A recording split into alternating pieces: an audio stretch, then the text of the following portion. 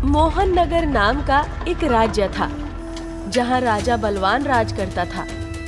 राजा बलवान बहुत ही धार्मिक था और अपने कुल देवता को खुश करने के लिए अलग अलग प्रकार के कार्य करता ही रहता था।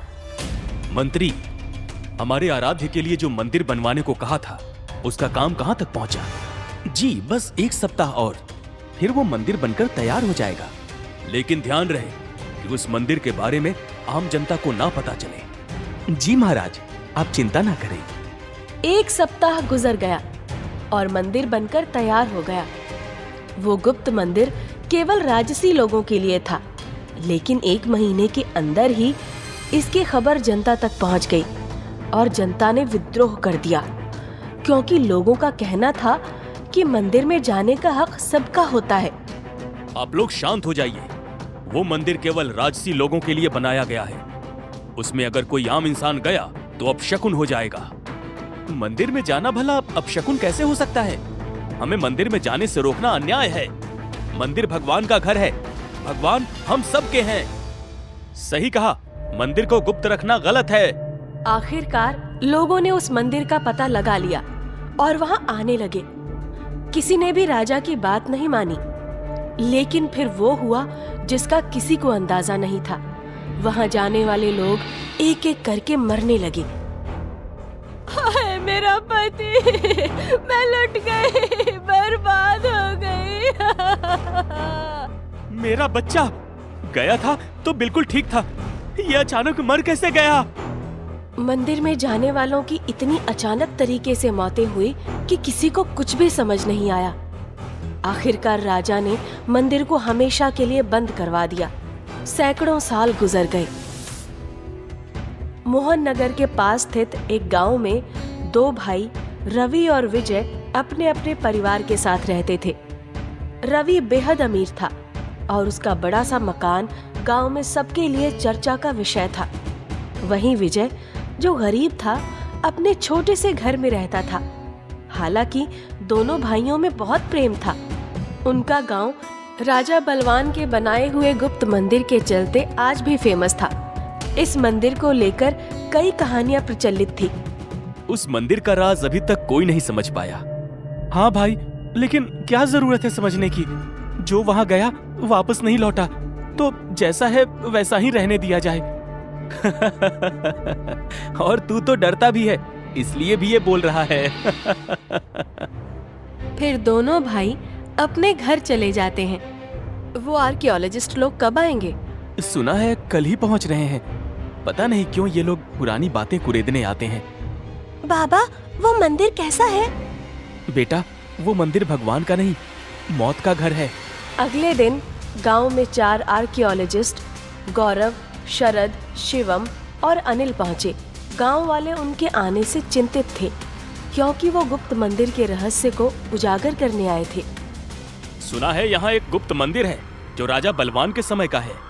हाँ, पर मैं आपसे कहता हूँ उस मंदिर से दूर ही रहना। वहाँ जिसने भी कदम रखा वो वापस नहीं लौटा। लेकिन यही तो हमारी खोज है। हमें पता लगाना होगा कि वहाँ आखिर होता क्या है।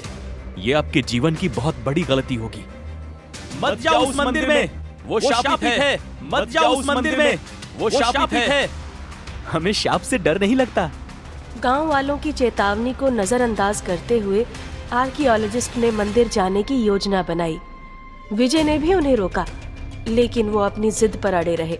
उस मंदिर में जाने से पहले एक बार अपने घर वालों से बात कर लीजिए, क्योंकि कोई भरोसा नहीं कि अब आप वापस आएंगे भी या नहीं। आप हमारी इतनी चिंता ना करिए।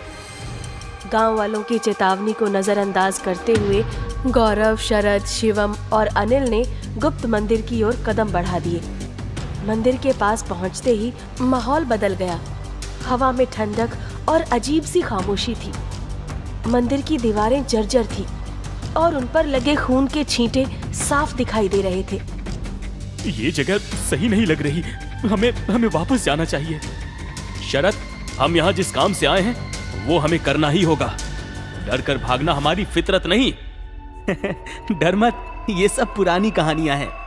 आखिर वो मंदिर के अंदर पहुंचे। मंदिर के अंदर काफी अंधेरा था। जैसे ही उन्होंने टॉर्च की रोशनी दी, दीवारों पर अजीबोगरीब चित्र बने हुए थे। अंदर की दीवारों पर भी खून के धब्बे साफ साफ दिखाई दे रहे थे और फर्श पर बिखरे कंकालों को देखकर शरद के कदम ठिठक गए। अचानक से एक कोने में धीमी सी आहट हुई। ये आवाज तुम लोगों ने सुनी? अरे हवा चल रही होगी, डराने की कोशिश मत कर। ये हवा नहीं थी, कुछ और था। आगे बढ़ते हुए उन्हें साए दिखने लगे, हर कोने में जैसे कोई घूर रहा हो। लेकिन उनकी जिज्ञासा उन्हें रुकने नहीं दे रही थी। काम शुरू हुआ। उन्होंने दीवारों की परतों को हटाना शुरू किया। तभी एक जोर की आवाज गूंजी, जैसे किसी ने पत्थर खिसकाया हो। ये आवाज कहां से आई? मैंने कहा था ना, यहाँ कुछ गड़बड़ है। शांत रहो, हमें देखना होगा। खुदाई करते करते उन्होंने एक तहखाना खोज लिया। उसकी सीढ़ियां नीचे अंधेरे में जाती थी। टॉर्च की रोशनी में चारों ने नीचे जाने का फैसला किया। तहखाने में पहुंचते ही उनकी आंखें चौंधिया गई। वहां ढेर सारा सोना, हीरे, जवाहरात और पुरानी मूर्तियां पड़ी थी। इतना खजाना? ये तो सदियों पुराना लगता है। हमने इसे खोज लिया। हमने वो कर दिखाया जो आज तक कोई नहीं कर पाया। यानी कि वो अफवाह सही थी। राजा बलवान ने अपने मंदिर में खजाना छुपा रखा है। लेकिन ये खजाना यहाँ क्यों छुपाया गया होगा? राजाओं के पास तो जगह की कमी नहीं होती थी। अरे हमें उससे क्या मतलब? हमें जो ढूंढना था वो हमने ढूंढ लिया। जैसे ही उन्होंने खजाने को छूने की कोशिश की, तभी अचानक तहखाने का दरवाजा जोर से बंद हो गया। चारों चौंक गए। तभी एक गूंजती हुई डरावनी आवाज सुनाई दी। ये मेरा मंदिर है, ये मेरा खजाना है। तुम यहाँ क्यों आए हो? अब तुम मरोगे। ये कौन है? दरवाजा खोलो। कौन है बाहर? दरवाजा खोलो। चारों ने दरवाजा खोलने की बहुत कोशिश की, लेकिन वो टस से मस नहीं हुआ। तभी किसी के कदमों की आहट सुनाई दी। चारों सहम गए। टॉर्च की रोशनी उस दिशा में घुमाई, लेकिन कुछ नजर नहीं आया। अचानक दरवाजा खुद ब खुद खुल गया। ये क्या हो रहा है? मुझे कुछ समझ नहीं आ रहा। चारों बाहर की ओर भागे। भागते भागते उन्होंने मंदिर के एक कोने में किसी को खड़ा देखा। वो आकृति धुंधली थी, पर ऐसा लगा जैसे वो उन्हें घूर रही हो। बाहर पहुंचकर वो हांफते हुए रुके। मैंने कहा था ना, यहाँ भूत है। भूत नहीं, ये किसी इंसान का काम लगता है। चाहे जो भी हो, इस रहस्य को सुलझाना हमारी जिम्मेदारी है। जिम्मेदारी? हमने क्या ठेका लिया है? वो लोग बातें करते करते आगे बढ़े तो वहां पहले से ही गांव वालों की भीड़ जमा थी। हर चेहरा चिंतित था। हमने कहा था ना कि उस मंदिर के पास मत जाना। लोग अपनी जान हथेली पर लेकर खेल रहे थे। हमें समझ में नहीं आ रहा। वहां जो हुआ वो सिर्फ डरावना नहीं था, अजीब भी था। वो आवाज, वो सुनी सुनी सी लग रही थी। वो आवाज हर किसी को सुनी सुनी लगती है, मगर वो केवल मौत का बुलावा है। दोबारा वहां कदम मत रखना, वरना बचोगे नहीं। आप शहरी लोग समझते हो कि हमको सब पता है। ये राजा बलवान के कुल देवता का मंदिर था। उस जमाने में उनके कुल देवता ने किसी को नहीं छोड़ा, तो अब क्या छोड़ेंगे? सही कहा। ये शहरी लोग अजीब होते हैं, हर जगह विज्ञान खोजते हैं। तभी रवि वहां आया। उसके चेहरे पर गुस्सा और चिंता दोनों झलक रहे थे। ये लोग सही कह रहे हैं। आप लोगों की किस्मत अच्छी थी जो जिंदा लौट आए। लेकिन अगर आप दोबारा गए तो हो सकता है कि इस बार आप बच ना पाए। लेकिन ये सचमुच किसी दैविक शक्ति का काम है या कुछ और? क्योंकि वो आवाज किसी इंसान की लग रही थी। सवाल पूछने से बेहतर होगा कि आप वापस चले जाएं। आर्कियोलॉजिस्ट आपस में चर्चा करने लगे। उनकी नजरों में चिंता और जिज्ञासा दोनों थी।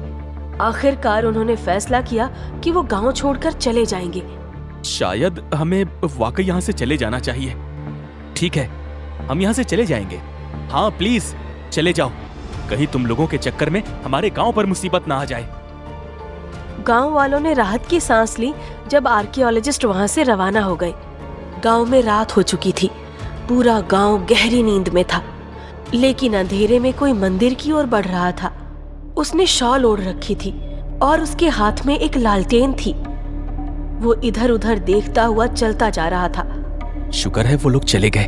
अब मैं आसानी से तहखाना खोल सकता हूँ। वो मंदिर के अंदर गया। उसके लिए उस मंदिर में जाना इतना सामान्य था जैसे वो रोज वहां आता हो। उसने तहखाने के दरवाजे को धक्का दिया और दरवाजा खुल गया। जैसे ही उसने तहखाना खोला, हीरे और जवाहरात की चमक ने तहखाने को रोशन कर दिया। यही है मेरा खजाना, ये कभी किसी और का नहीं हो सकता। लेकिन तभी उसे पीछे से किसी के कदमों की आवाज सुनाई दी। उसने मुड़कर देखा, लेकिन कुछ नजर नहीं आया। जैसे ही वो खजाने के करीब पहुंचा, उसे किसी ने पीछे से पकड़ लिया। कौन है? छोड़ो मुझे। तुम लोग यहाँ क्या कर रहे हो? यही तो हम जानना चाहते हैं रवि, तुम यहाँ क्या कर रहे हो? रवि के पीछे खड़े लोग और कोई नहीं बल्कि वही चारों आर्कियोलॉजिस्ट थे। हमें पता था कि ये किसी दैविक शक्ति का काम नहीं है, ये सब किसी इंसान का किया हुआ है। और अब हम समझ गए कि वो इंसान तुम हो। हमने तुम्हारी आवाज उसी समय पहचान ली थी, पर पक्का करने के लिए तुम्हें रंगे हाथों पकड़ना जरूरी था। रवि ने भागने की कोशिश की, लेकिन गौरव और अनिल ने उसे पकड़ लिया। छोड़ो मुझे, छोड़ो, जाने दो मुझे। जब तक तुम सच नहीं बताओगे, हम तुम्हें नहीं छोड़ेंगे। रवि ने पहले तो बात बदलने की कोशिश की, लेकिन जब उन्होंने उसे पीटना शुरू कर दिया तो उसने आखिरकार सच उगल दिया। हाँ, मुझे इस तहखाने के बारे में हमेशा से पता था। मैं राजा बलवान का वंशज हूँ। मेरे बचपन में ही मुझे ये राज पता चल गया था। तो यही वजह है कि तुम इतने अमीर हो और तुम्हारा भाई गरीब। हाँ, और ये खजाना मेरा है, इसे मैं किसी को नहीं देने वाला। अच्छा, ये सब तेरा है, ठीक है। लेकिन ये बता कि आखिर ये खजाना यहाँ आया कैसे? रवि ने गहरी सांस ली और एक कहानी सुनानी शुरू की। कई साल पहले इस गांव के आसपास राजा बलवान का शासन था। बलवान नाम का राजा जितना ताकतवर था, उतना ही क्रूर भी। उसने अपने राज्य के गरीबों और व्यापारियों से लूटपाट की और उनके सोने चांदी पर कब्जा कर लिया। लेकिन लूटे हुए धन को छिपाने के लिए उसे एक सुरक्षित जगह की जरूरत थी। उसने अपने कुल देवता के बहाने इस मंदिर का निर्माण करवाया, जो बाहर से पवित्र था, लेकिन अंदर एक तहखाना था जहां उसने अपना लूटा हुआ खजाना छिपाया। ये खजाना मेरा है, कोई इसे छू नहीं सकता। अगर किसी ने कोशिश की तो वो जिंदा नहीं बचेगा। लेकिन समस्या तब हुई जब स्थानीय लोग इस मंदिर में पूजा करने के लिए आने लगे। राजा को डर था कि कहीं कोई इस खजाने तक ना पहुंच जाए। उसने एक योजना बनाई। उसने कई निर्दोष लोगों को मरवा डाला और मंदिर को शापित घोषित करवा दिया। हे भगवान, मेरी हर मनोकामना पूरी करना। जा, भगवान के पास ही चला जा। बचाओ! बचाओ! मंदिर की दीवारों पर खून के छींटे और बिखरे कंकाल उसी दौर की निशानियां हैं। धीरे धीरे ये बात गांव में फैल गई कि मंदिर में जो भी जाता है वो वापस नहीं आता। इस तरह राजा ने अपने खजाने को सुरक्षित रखा और लोगों में डर का माहौल बना दिया। इस खजाने पर किसी एक व्यक्ति का हक नहीं है, ये लोगों का है और अब इसे सरकार को सौंपा जाएगा। नहीं, ऐसा मत करो, इसमें से कुछ हिस्सा तुम लोग भी ले लो चाहो तो। रिश्वत दे रहा है। ये खजाना अब सीधे दिल्ली जाएगा। फिर आर्कियोलॉजिस्ट की टीम ने गांव वालों की मदद से सारा सोना और जवाहरात मंदिर से बाहर निकाला। गांव में ये खबर आग की तरह फैल गई। हर कोई हैरान था कि जिस मंदिर को उन्होंने सालों से शापित माना था, वहां इतना बड़ा खजाना छुपा हुआ था। विजय भीड़ में खड़ा था। जब उसने देखा कि उसका भाई रवि, जो हमेशा अमीर रहा था, इस खजाने की वजह से ऐसा था, तो उसके अंदर गुस्सा उबल पड़ा। तो ये थी तेरी सच्चाई रवि? तूने अकेले इस खजाने का फायदा उठाया और मुझे गरीबी में जीने दिया? मुझे माफ कर दे विजय, मैं गलत था। हम दोनों राजा बलवान के वंशज हैं। हम दोनों का इस पर हक था। ये खजाना राजा बलवान का नहीं था, लूटा हुआ था। इस पर हक सिर्फ सरकार का है, समझे? आर्कियोलॉजिस्ट की टीम अब सारा सोना और जवाहरात ट्रक में लादकर सरकार को सौंपने के लिए निकलने वाली थी। तभी पुलिस की गाड़ियां वहां पहुंची। रुक जाओ, क्या हुआ? तुम लोग खुद को आर्कियोलॉजिस्ट बता रहे हो, लेकिन हमें पता है कि असल में तुम लोग चोर हो। गांव वाले और रवि समेत सभी लोग चौंक गए। पुलिस ने उन चारों को गिरफ्तार कर लिया। ये क्या बकवास है? हम आर्कियोलॉजिस्ट हैं, झूठ मत बोलो। हमें सब पता चल गया है। तुम्हारे गिरोह ने पहले भी कई मंदिरों से खजाना चुराया है। अच्छा हुआ ये खजाना गलत हाथों में जाने से बच गया। पुलिस ने सोने और जवाहरात को जब्त कर लिया। गांव वालों ने राहत की सांस ली। मंदिर का दरवाजा अब खुल चुका था और वो जगह अब शापित नहीं बल्कि ऐतिहासिक बन चुकी थी।